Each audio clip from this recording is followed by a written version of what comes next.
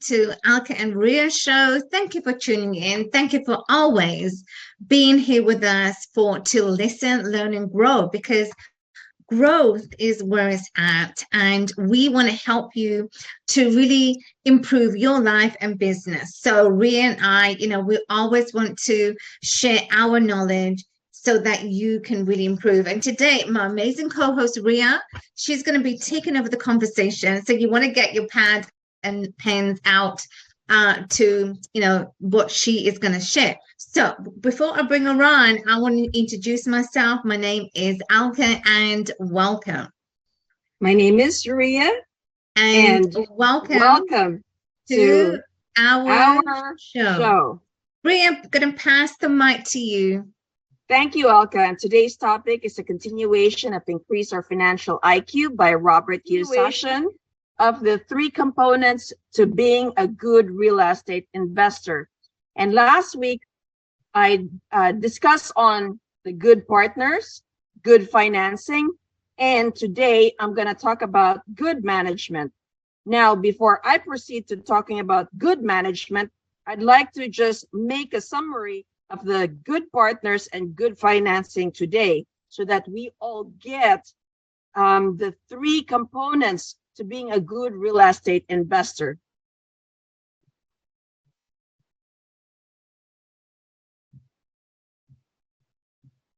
So first, a good partner. This is one of the components. And a good partner, according to Donald Trump, you cannot do a good deal with a bad partner. Second, they may just be bad or wrong partners for us.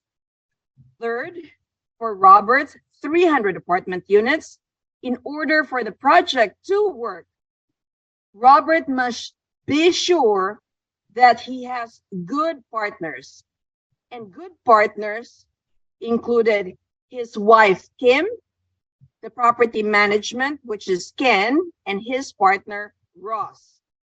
Now, Robert said that they have many deals together between Kim, Robert, Ken, and Ross, and they have made many millions of dollars. However, they also run into many problems, and it is in solving these problems that they became smarter and together became better partners. Now, in terms of good financing, which is the second component of being a good real estate investor. Now, real estate is primarily a function of financing. Many people say location, location, location. Robert in the book say financing, financing, financing. Fourth, if we have bad financing, the deal will never work.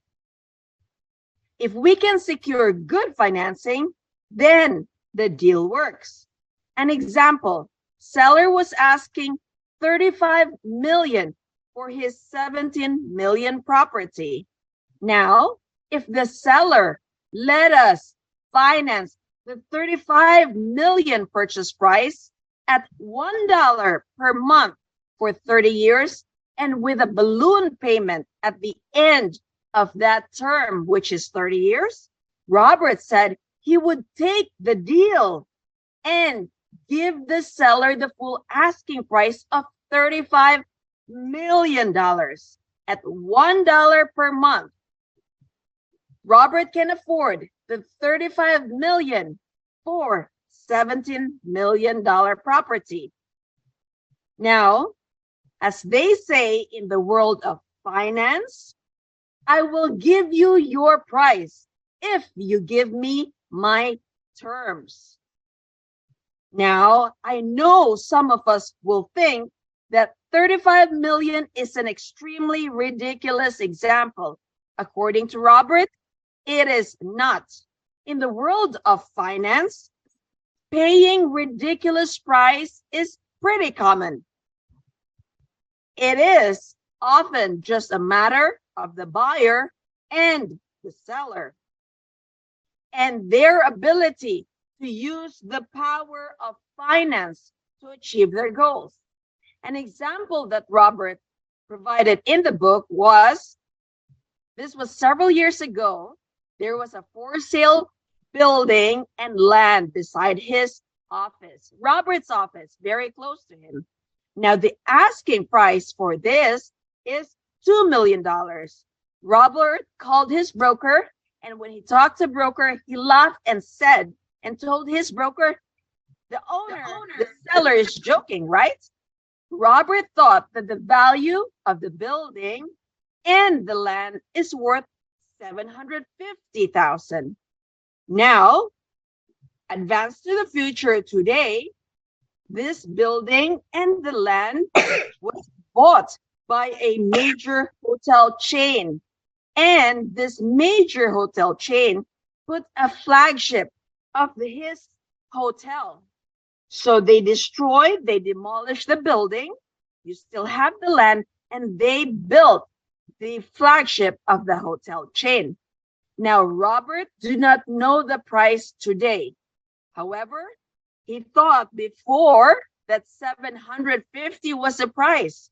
Now, because the flagship of the hotel chain was there, today, definitely, according to Robert, it is worth more than $2 million.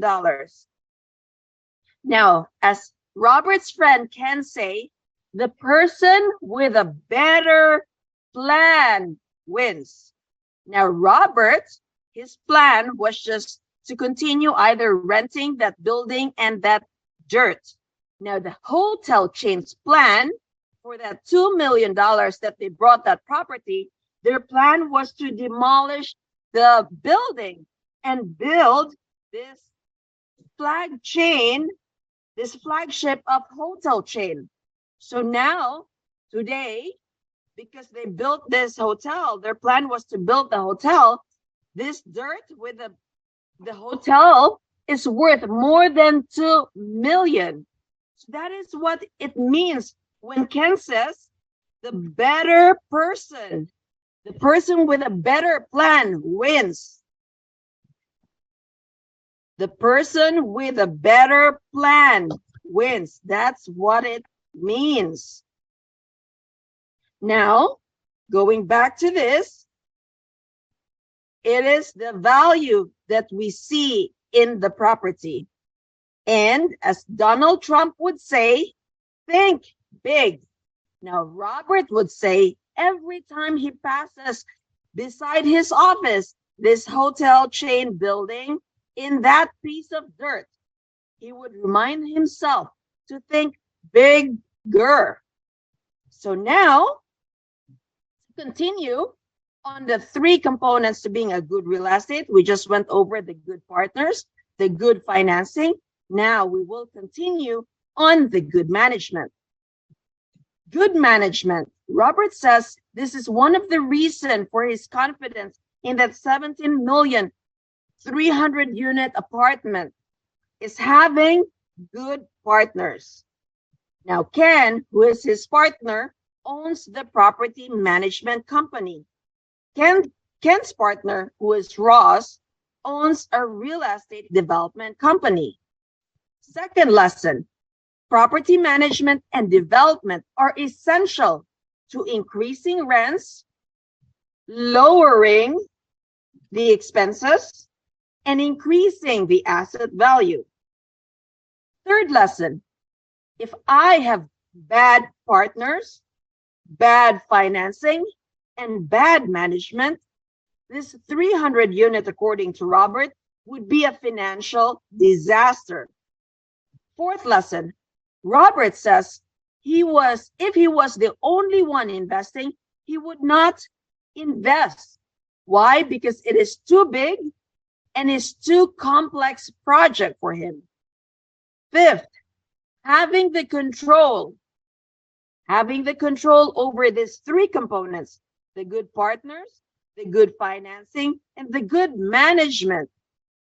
Robert is more willing to use debt as leverage.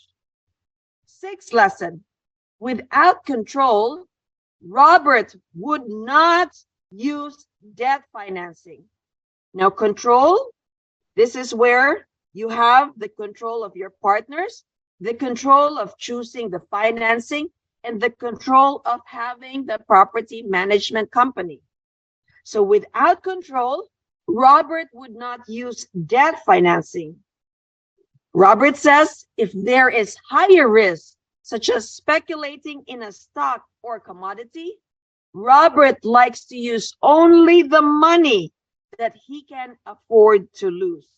So those are the three lessons of the three components of being a good real estate investor. So that is good partnership, good financing, and good management. So those are my key takeaway for this whole topic of the three components of being a good real estate investor. In the comment section below what you've learned and what your key takeaway is and what you're going to do. Stay tuned for more 𝗥𝗵𝗲 and Ria show. Wonderful, Ria. You know what? That is so true. You know, when you form a partnership, it is so important that you have the right people around you, because a partnership, if you don't have good people, you know, your project can easily crumble. So having the partnership, it is so important. Absolutely. So people who want to get into any kind of investment, what is the first step that they need to do to find partnership? How do they go about? How do you even solidify the partnerships? So thank you for that question, 𝗥𝗵𝗲. Now, partnership is just one of the ingredients, right? We also have to have the good financing and the good management. All of these three needs to take a place. They have a role in bringing the property into an asset and not a liability. Now, how do people find good partners? That's a great question, because a good deal, but having a bad partner can make that good deal a bad deal. Now, what I do when I form my partnership with my other fellow apartment syndicators is I actually paid to be part of a group of a mentorship. And then from the group of mentorship, we stay there over several days, over a week or 5 to 7 days. And it is through that networking, being with them close, hand to hand, and talking to them what they've done, what their experience is, right? Then that's one of the ways that we find good partners. If we don't have any money, which I understand several people do, they can also find partnership, or just going to local networking. It's called real estate. It's an RIA. It's basically a local real estate group in your city or town. So going there, attending either weekly or monthly, you get to know people who are killing the game. And through attending that real estate group every week or every month, you get to find and know people, and then you can approach them. And you have to bring to them how you can add value to their group, how you can add value to this particular person, so that you could be invited to be part of their group. So that's what I will do. Either paid partnership, paid mentoring, and go find your partners there, or if you don't have the funds, is to look for real estate groups, and then slowly look for people that are doing and killing the game, and then try to think, what value can you provide to that group of person or to that one particular individual? Well, amazing. Really good. Love it. Well, guys, we have come to the end of another amazing show. So stay tuned, and we will see you the same time tomorrow morning. But as I always say, knowledge is power, but knowledge without the implementation of what you are learning on the show, it truly is going to help you. So what did you learn today? What was your takeaways, and what are you going to do today that will help you and be one step closer to your goals and achieving what you want? So we've come to the end of the show, but stay tuned for another amazing Ria and 𝗥𝗵𝗲 show. We truly appreciate you. Thank you for always being with us, and we look forward to seeing you tomorrow morning. Same time, same place.